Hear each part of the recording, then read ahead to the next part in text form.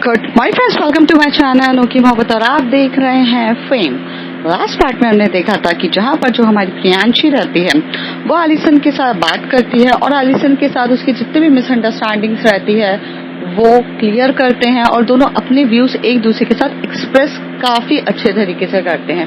बस इस ड्यूरेशन में हमारा जो विलन रहता है प्रियांशु वो बीच में उचक जाता है। फिर क्या, एलिसन अपनी स्मार्टनेस और अपनी इंटेलिजेंसी से हमारी प्रियांशु को ये सारी प्रॉब्लम से निकालती है और इस तरीके से इनके बीच में शॉर्ट आउट हो जाता है। पर दोनों ने अभी तक एक दूसरे को ये नहीं कहा था कि हम अभी भी still we are in a relationship.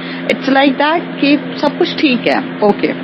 दूसरी तरफ जोया जो रहती है वो काफी ज्यादा अच्छे से रिकवर कर रही रहती है क्योंकि क्रिस्टीना उसका एक बहुत अच्छे से ख्याल रख रही रहती है। क्रिस्टीना उसके लिए एक बहुत ज्यादा केयरिंग नेचर होता है कि जितना आपने सोचा भी नहीं था उससे ज्यादा केयर करती है क्योंकि उसने एरिक को खोया था तो उसका दर्द उसको बहुत अच्छे से पता था, तो वो बहुत ज्यादा ही हद से ज्यादा उसकी केयर करती है।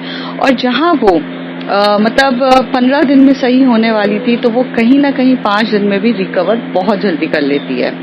और दूसरी तरफ जो श्रेया रहती है वो जब जूनी को छोड़ती है तो वो यहाँ पर आकर अपने सारे काम में बिजी हो जाती है क्योंकि यहाँ पर वो स्पेसिफिक काम के लिए ही तो छोड़कर आई थी।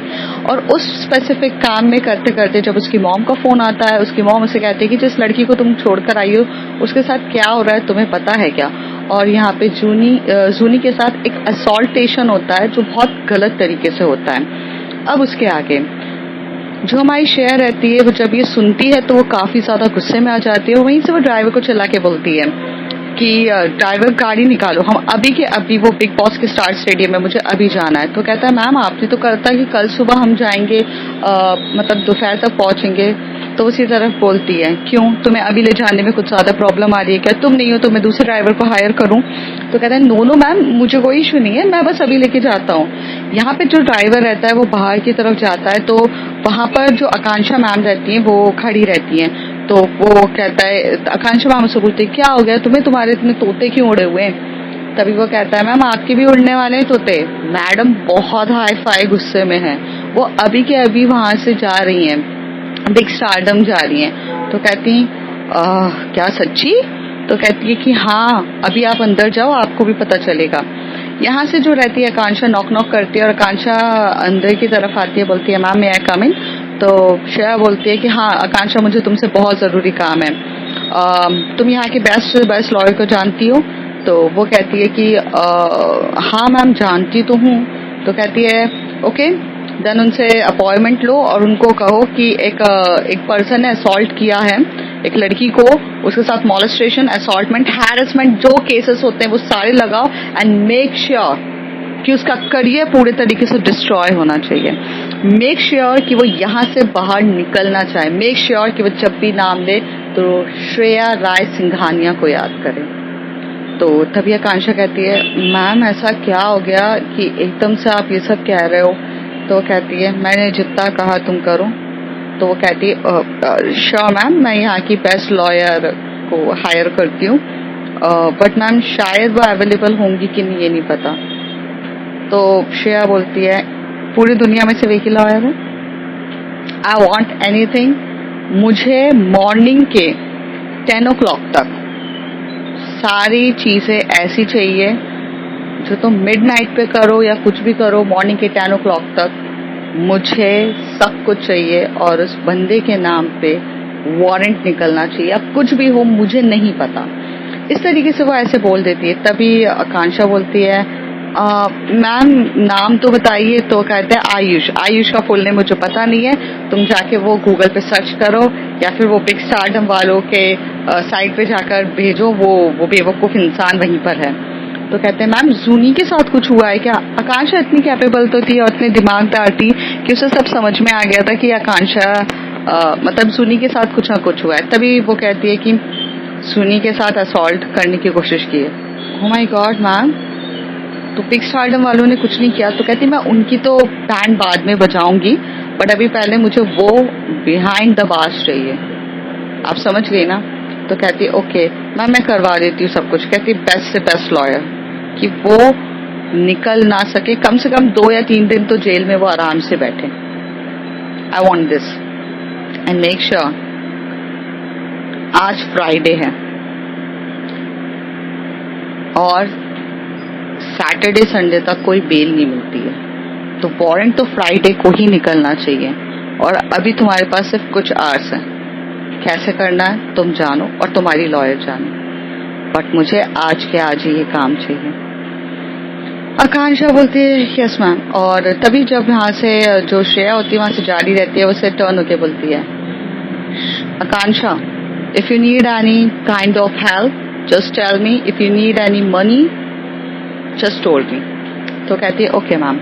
तो इस तरीके से यहाँ पर हमारी जो श्रेया होती है वो काफी गुस्से में रहती है और जाती है कार में बैठ जाती है और फिर ड्राइवर आता है, वहां से ये लोग जाने के लिए शुरू हो जाते हैं। ये लोग काफी स्पीड में यहाँ से जा रहे रहते हैं और जितना हो सकता था हाई स्पीड में वो लेकर जा रही रहती है। दूसरी तरफ हमें यहाँ देखने को मिलता है कि जो हमारी प्रियांशी रहती है वो काफी ज्यादा खुश होती है। बोलते हैं ना कि जब इतना स्ट्रेस लो और स्ट्रेस लेने के बाद जब लाइफ में एक टाइम रिलीफ मिले तो वो बहुत सुकून का रिलीफ होता है। प्रियांशी उस दिन अपने बेड पे आराम से लेटी थी और वो काफी ज्यादा खुश थी और वो एक सुकून की सांस ले रही थी, क्योंकि जब से ये सब चीजें उसके साथ हुई थी उसे all time pressure, all time ये हो रहा था कि यार प्रियांशु सर पे बैठा है, प्रियांशु ये कर देगा, प्रियांशु वो कर देगा, वो यही टेंशन में रहती है। तो जब वो रात के टाइम आराम से शांति से बैठती है तो उसे कॉल आता है, वो उसके डैड का कॉल होता है। तो प्रियांशी अपने डैड का कॉल उठाती है मिस्टर अग्रवाल का। तो मिस्टर अग्रवाल बोलते हैं कि तुम्हारे साथ ये सब चीजें चल रही थी, वो तुम्हें परेशान कर रहा था, तुम अपने पापा की हेल्प कभी लेना चाहोगी कि नहीं? तुम्हारे पापा यहाँ के टॉप इंडस्ट्रियलिस्ट है, तुम्हारी हेल्प करने के लिए कुछ भी कर सकते हैं, लेकिन तुम्हें जाना हमेशा से श्रेया के पास ही रहता है, क्यों? मुझसे कोई तुम्हारी प्रॉब्लम है क्या? तभी वो कहती है डैड प्लीज डैड बनने की कोशिश ना करिए, यहाँ का आपने बहुत टाइम पहले ही खो दिया है और अब आप ये ना ही करें तो ज्यादा बेटर है। तो कहते तुम हमेशा से इस तरीके से बिहेव क्यों करती हो मेरे साथ? मैं तुम्हारा डैड हूं, मैंने तुम्हें जन्म दिया है, तो तुम्हें ये सब चीजों तो एकदम से एकदम से बोली डैड आपने सिर्फ जन्म दिया है, पाला मुझे मेरी माँ ने था और मेरी मॉम के जाने के बाद से आपका और मेरा कोई भी कनेक्शन नहीं है। आपका एक और बेटा है, आपकी एक और चाइल्ड है, आप उससे बात करिए ना, आप उसके साथ क्यों नहीं खुश रहते? आपने जैसा चाहा वो आपके बिजनेस को सपोर्ट कर रहा है, आपको जैसा चाहा वो कर रहा है। मैं अगर कोई सी भी प्रॉब्लम में हूँ डैड, आप कौन सा मेरी हेल्प कर दोगे? आपको आपकी लाइफ, आपको अपने ऐशो आराम से फुर्सत मिले तो आप कुछ चीजें सोचो ना। एंड पास्ट में आपने जो मेरे साथ किया है वो आपने इतना गलत किया है ना डैड, कि उसके बाद से ना डैड वर्ड बोलना भी आप डिजर्व नहीं करते हो। And please this is my life, this is my things. हमारा जो अंदर से हम जो बाहर होके जो हैप्पी फैमिली, ये जो पूरी दुनिया को दिखाते हैं ना कि we are the happy families and हमारी लाइफ तो बाकी लोगों से काफी ज्यादा परफेक्ट है, ऐसा कुछ भी नहीं है डैड। हमारी लाइफ ना बाकी लोगों से और ज्यादा डैमेज लाइफ है। हमारी फैमिली बहुत डैमेज है। जो मैं सबको जाके ये बताती हूँ ना कि मेरे डैड को थोड़ा सा प्रॉब्लम हुआ था मेरे मतलब ये क्या बोलते इस लाइफस्टाइल से, हीरोइन बनने से, थोड़ा सा नहीं, वो आपको बहुत ज्यादा हुआ था, पर आप अपनी खुद की कुछ गलतियों की वजह से डैड मुझे कुछ नहीं कह पाए और मुझे आजादी मिल गई आपके घर से, आपकी चीजों से। So please dad don't try to be pretend that we are happy family. और रही बात श्रेया की, तो श्रेया मेरी दोस्त, मेरी बहन, मेरी सब कुछ है। मैं श्रेया को आपसे ऊपर रखती हूँ। जब आपने मुझे तोड़ा था ना, तब श्रेया ने मुझे बचाया था और श्रेया ने मेरे लिए वो किया है ना डैड जो आप कभी नहीं कर सकते। So please stay away with my life. और हाँ, मैं आपको एक बात और बताना चाहती थी। आपको थोड़ा झटका पड़ेगा, बट यस, ये जो आपने रूमर्स सुने थे ना कि मेरा एलिसन के साथ चल रहा है, ये रूमर्स नहीं है डैड, मैं एलिसन से प्यार करती हूँ और एलिसन मेरी गर्लफ्रेंड है और soon I will accept this truth in front of everyone. अब उस समय आप अपनी रेपुटेशन देख लीजिएगा। तभी जब उसके डैड सुनते हैं वो काफी ज्यादा गुस्से में हो जाते हैं, कहते बस बहुत हुआ प्रियांशी, तुम मेरे सर पे चढ़ के नाच रही हो, मैं तुम्हें अपनी बेटी मानता हूं तो इसका मतलब ये नहीं है कि तुम ये करोगी। ये सब चीजें जो तुम हरकतें कर रही हो ना, ये बहुत गलत है। और एक लड़की मेरी बहू बनेगी जहां पे तुम्हें दबाव लेकर आना चाहिए वहां तुम बहू लेकर आ रही हो, सोचना भी मत, कोशिश भी मत करना। और अगर तुमने ये हरकत करी तो मैं तुम्हें अपनी सारी प्रॉपर्टी से तुम्हें एक हिस्सा नहीं दूंगा, तुम्हें यहाँ से मैं अपनी पूरी जायदाद, अपनी पूरी लाइफस्टाइल से मैं तुम्हारा बॉयकॉट कर दूंगा, तुम्हारी शक्ल तक नहीं देखूंगा। अगर तुमने एक लड़की से शादी करी, तुम अग्रवाल की बेटी हो, अग्रवाल की बेटी ऐसा टुच्चा काम करेगी ये दिख रहा है, और तुम किसी लड़की के साथ नहीं कर सकती, मेरी रेपुटेशन स्पॉइल हो जाएगी।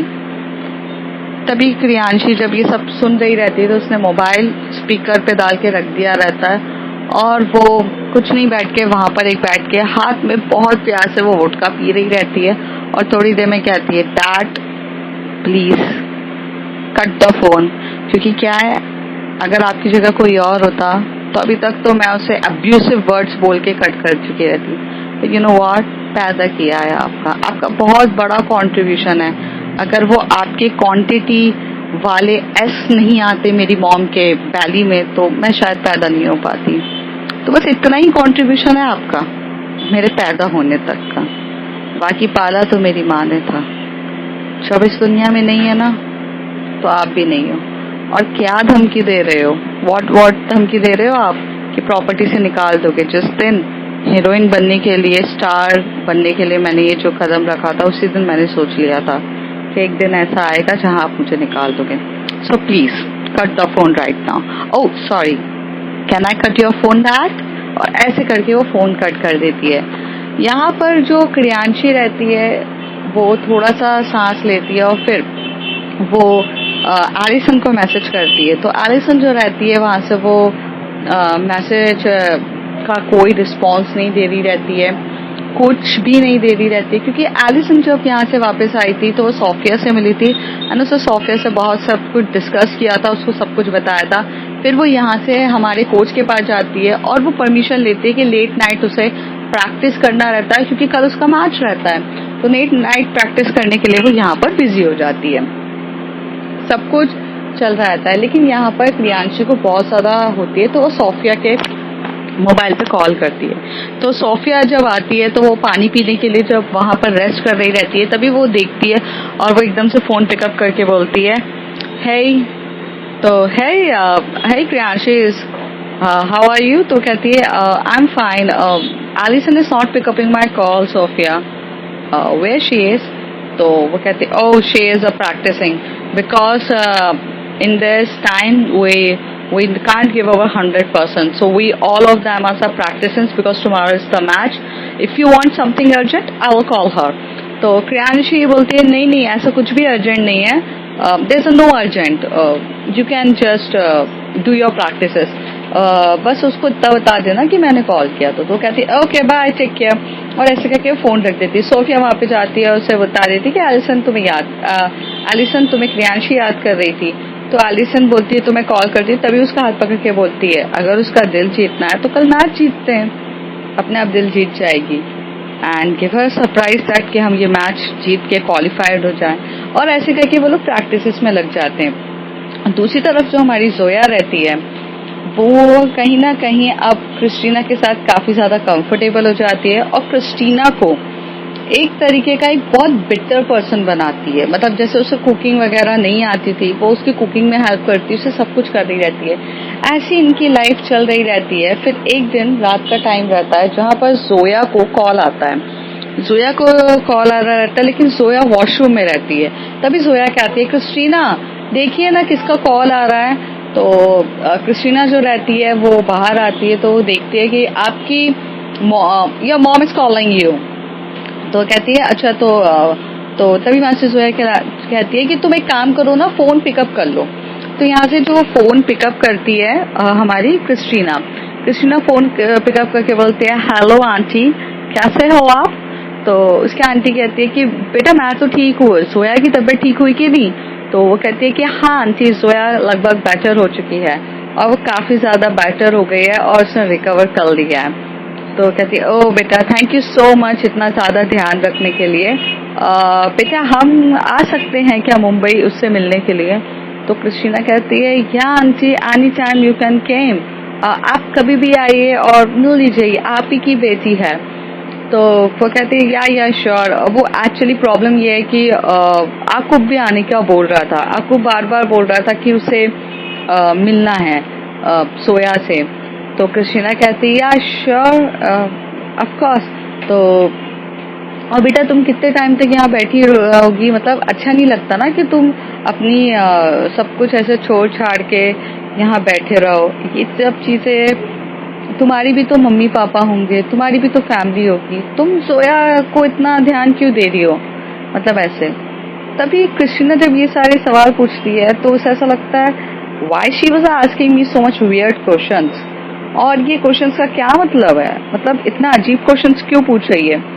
तभी वो बोलती है aunty my mom and dad stay on the Australia and as you know that Zoya is my other good friend and we are very close to each other and she need me, that's why I'm staying here and when she is recover I will go back.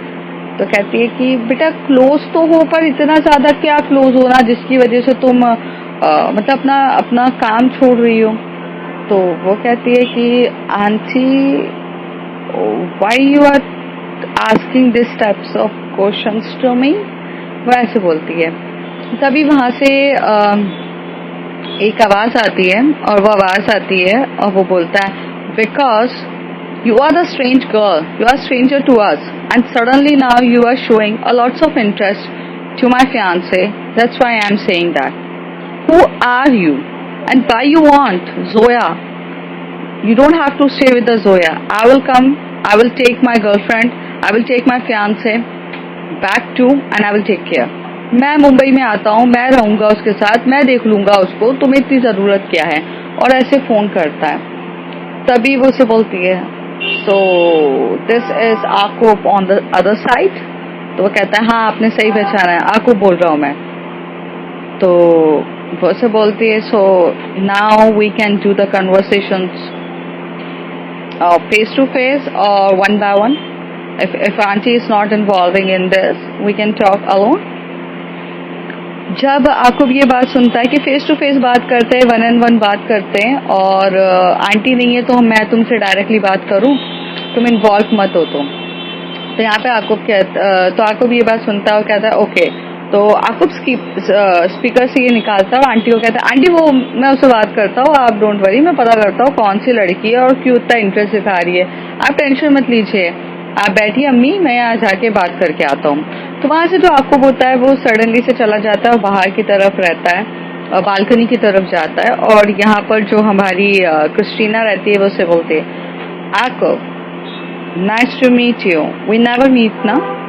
तो आकुब कहता है हाँ हम कभी नहीं मिले हैं but वो तुम्हें हिंदी समझ में आती है ना?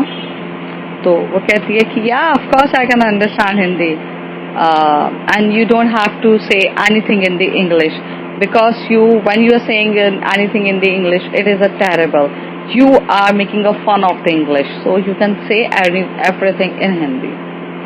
तो जब आकुब ये सुनता है कि क्रिस्टीना ये कह रही है कि तुम भाई हिंदी में ही बात करो क्योंकि मुझे हिंदी अच्छे से समझ में आ जाती है, तुम जो इंग्लिश में बात करोगे ना तो तुम इंग्लिश की डैश कर दोगे और उसका बहुत मजाक उड़ाओगे, तो वो तो तुम मत ही करो, तुम हिंदी में ही बोलो, मैं सब समझ जाऊंगी, क्रिस्टीना यहाँ पे कहती है।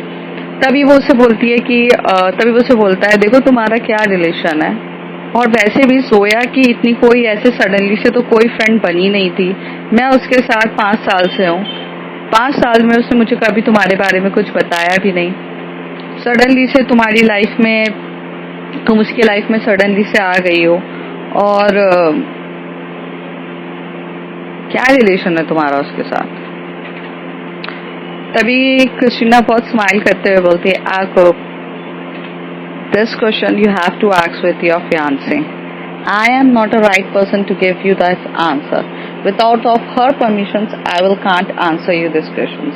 But the most important thing is that when you hurt someone very badly, very badly, torture someone so deeply, the God sent a one beautiful person to that person's life to heal that person. So do you understand that I am that person who come to the Zoya life to heal herself from you? Okay? तभी वहां से जोया आके बोलती है कि कौन है Christina, तो क्रिस्टीना वहां से चिल्ला के बोलती है, hey, it's your fiance, Jacob is talking to me. तो यहाँ से जोया एकदम से बोलती है कि फोन मुझे दो. हाँ, तो क्रिस्टीना बोलती है ओके. जब याकूब ये सुनता है कि जीवन में ना मैं वो लड़की हूँ, जब तुमने इतने सारे दुख दे दिए जोया की लाइफ में, तो उसकी लाइफ को एक बेटर और अच्छा बनाने के लिए उसकी लाइफ में कोई ना कोई तो आता है, तो भगवान ने मुझे भेजा है, तो मैं वो इंसान हूँ. तभी यहाँ से याकूब बात करता है. याकूब बोलता है कि सोया क्या है, कौन है वो लड़की, क्या है, तुम कौन से बात कर रही हो?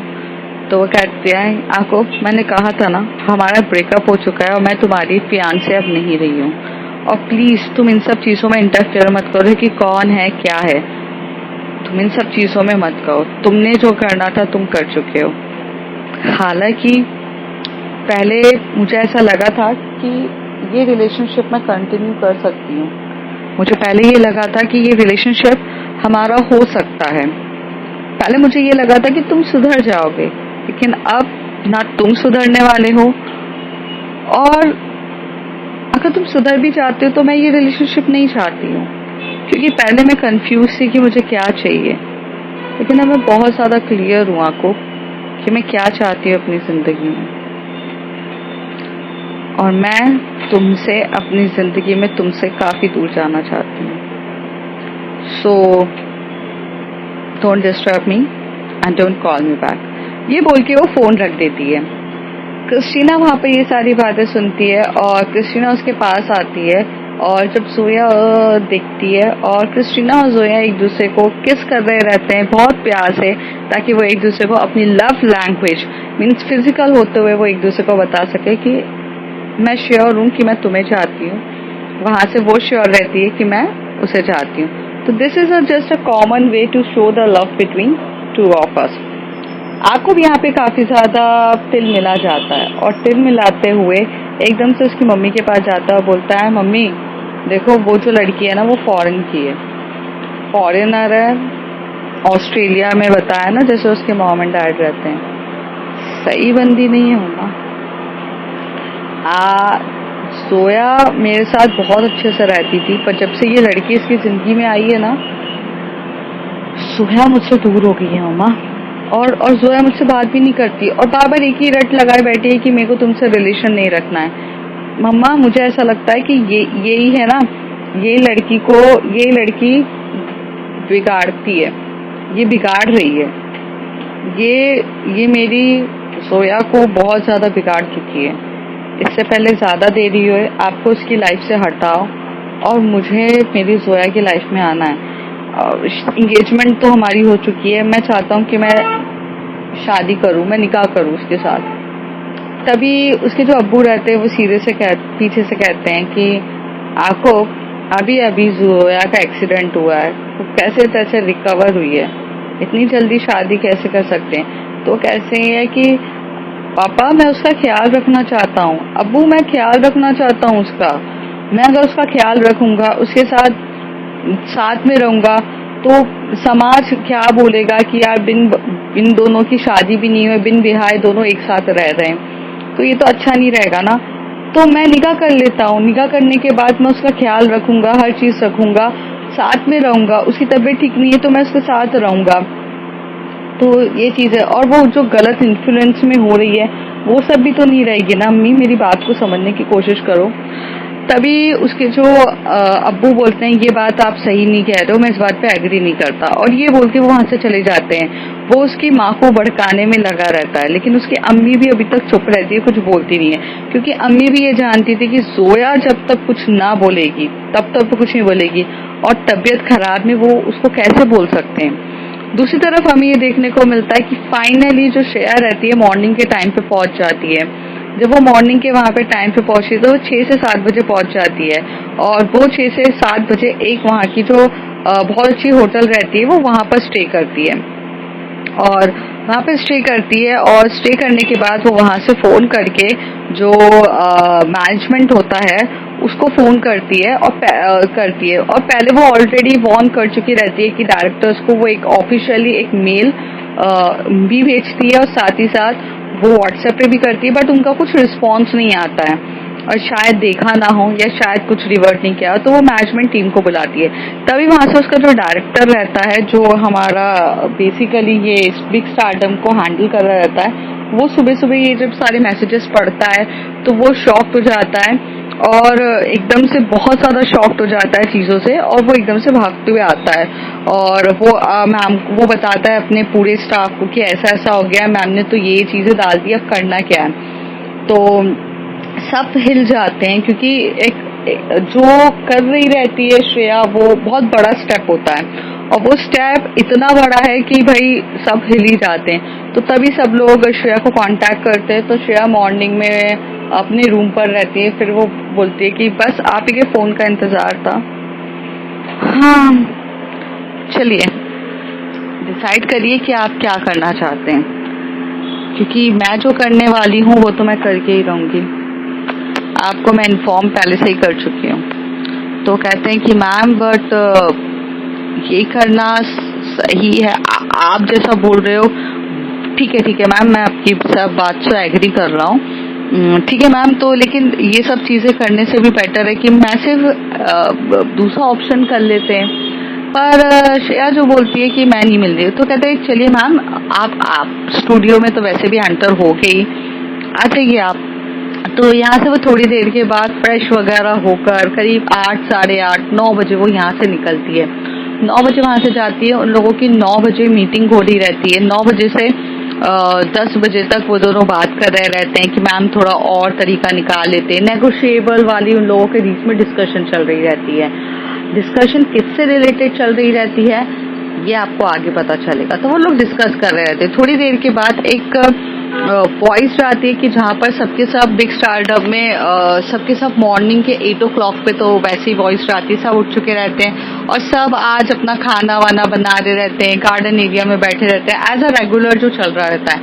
सडनली से वहाँ से एक वॉइस आती है बिग स्टारडम की कि आयुष, बिग स्टारडम आयुष, मतलब स्टारडम आयुष करके बोल रहा रहता है। तो तभी के सभी सब एकदम अलर्ट हो जाते हैं, जहाँ सो रहे रहते हैं सब उठ जाते हैं। और तभी आयुष बोलता है जी बिग स्टारडम आपने मुझे बोला है। तो वो कहते हैं कि आपको एलिमिनेट किया जाता है और आप यहाँ से एलिमिनेट होते हैं इस जगह से। आपने जो हरकत सुनी के साथ करी थी टास्क के परफॉर्मेंस के टाइम पर, वो सच्ची में बहुत बेखुदा हरकत थी और जिसके लिए आपको इस शो से डिस्क्वालीफाइड किया जाता है। आप ये आगे जाके बिल्कुल भी इसमें पार्टिसिपेट नहीं कर सकते हैं। हालांकि आपको डिस्क्वालीफाइड करना हम चाहते नहीं थे, लेकिन आपकी ये जो हरकतें थी उसकी वजह से आपको डिस्क्वालीफाइड करता है। आप अपने सारे बैग्स पैक करिए और गेट आपके लिए थोड़ी देर में 10 मिनट से 15-20 मिनट में आपका गेट ओपन होगा यहाँ से। और जैसे ही गेट ओपन होगा आप यहाँ से जाइएगा। एंड सुनिए, हम आपसे बहुत ज़्यादा माफ़ी मांगते हैं, बिग स्टारडम आपसे माफ़ी मांगता है कि जिस समय आपके साथ ये सब चीज़ें हो रही थी हम आपको प्रोटेक्ट नहीं कर पाए। उसी समय ऑन द स्पॉट मुझे वो चीज़ के लिए स्टॉप कहना चाहिए था, लेकिन हमने कहा नहीं और इस वजह से ये बहुत ज़्यादा प्रॉब्लम्स हो चुकी है। इसलिए हम आपसे भी माफ़ी चाहते हैं और ये आशा करते हैं कि आप हमें माफ़ कर देंगी।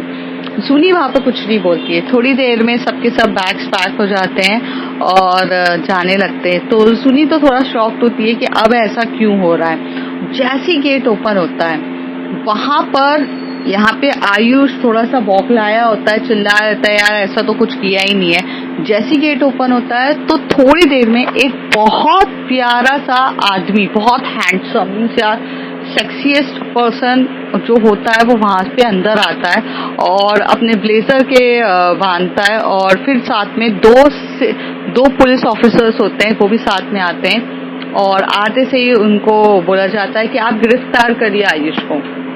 तो पूरा का पूरा जो बिग स्टारडम में जितने भी लोग रहते हैं, जैसे कि जूनी होती है, आयुष होता है, जूनी होती है, आयु होता है, और यहाँ पर हमारी प्रिया रहती है, टीना रहती है, इशिका रहती है, जाफर रहता है, वो सब शॉक्ड हो जाते हैं देखते हुए कि सडनली से आयुष बोलता है कि अब मैंने क्या कर लिया जो आप मुझे गिरफ्तार कर रहे हैं। तो कहते हैं किसी भी वुमेन को उसकी मर्जी के बिना छूना उसे असॉल्ट करना और मॉलेस्टेशन कहलाता है, और आपके ऊपर ऑलरेडी FIR दर्ज करी गई है, और इस चक्कर में आपको गिरफ्तार किया जाएगा और आपका अभी गिरफ्तार होता है। कल ही आपके ऊपर ऑलरेडी FIR दर्ज हो चुकी है, तो आपको हमारे साथ पुलिस स्टेशन में चलना पड़ेगा। वो कहता है ऐसे कैसे हो सकता है, मैं मेरे वकील से बात करूंगा, मैं मेरे एडवोकेट से बात करूंगा। आयुष चिल्ला रहा रहता है। तभी पीछे से आवाज आती है जहां पर जो श्रेया रहती है उसने बहुत प्यारी सी ड्रेस पहनी रहती है, उसने बिजनेस सूट पहना रहता है जिसमें उसने ब्लेजर रहता है, वो ब्लेजर और हाथ में गॉगल रहता है, उसके बाल पूरे खुले रहते हैं। वो अंदर की तरफ आके बोलती है हाँ तो एडवोकेट को बुलाओ। तो एडवोकेट को बुलाने के लिए भी आपको सबसे पहले पुलिस थाना जाना पड़ेगा और उसके बाद आप अपने एडवोकेट को बनाओ। एंड शायद मुझे नहीं लगता है कि आपको कुछ बेल मिलेगी, क्योंकि सैटरडे और संडे तो कोर्ट बंद रहता है। मैंने कुछ गलत कहा क्या मिस्टर खन्ना? तो मिस्टर खन्ना कहते हैं ऑफ कोर्स मैम, आपने बिल्कुल सही कहा, इनको बेल 2 दिन तक नहीं मिलेगी। तो मतलब ये 2 दिन तक जेल की हवा खाएंगे। वो पुलिस ऑफिसर की तरफ ऐसे पूछती है, तो पुलिस ऑफिसर कहता है यस मैम, और ऐसे बोलकर बोल तभी आयुष एकदम से गुस्से से श्रेया की तरफ देखता है, तो तुमने ये सब करवाया है, मुझे जेल की हवा खिलाने के लिए तुमने ये सब चीज करी है। तभी वो कहती है कि वॉर्न तो मैंने तुम्हें पहले भी किया था, सोच समझ के तुम्हें वॉर्न किया था मैंने कि दूर रहना जूनी से, मैं जा रही हूँ उसका फायदा मत उठाना, लेकिन तुमने बहुत अच्छे से फायदा उठाया। अब तुम जिंदगी भर श्रेया राय सिंघानिया के नाम पे याद रखना हुआ आया। और ये बोलती है, तभी उसको इतना गुस्सा आ रहा रहता है और वो इतना ज्यादा डर चुका रहता है। फिर पुलिस उसको खींचते हुए लेके जाती है, और जो श्रेया का उस दिन जो रूप होता है वो एकदम एक्स्ट्राऑर्डिनरी होता है। मतलब उसको देख के सब डरते, तो जूनी भी वहां पे सिर्फ खड़े खड़े होकर डर रही रहती। तभी श्रेया उसे बोलती है जूनी। एकदम से उसको डर लगता है कि जूनी, तो श्रेया उसको 2 बार जूनी जूनी बोलती, फिर उसके पास आके उसके शोल्डर को हिला के बोलती जूनी। तो जूनी एकदम से श्रेया को हक करके बोलती है कि तुम तो मुझे छोड़ के चली गई थी, मैं बहुत डर गई थी। तो उसको बहुत टाइटली हक कर रही रहती है, तो उसको कंसोल कर रही रहती है। अब फ्रेंड्स देखते हैं आगे क्या होता है। If you like my story, like share and subscribe.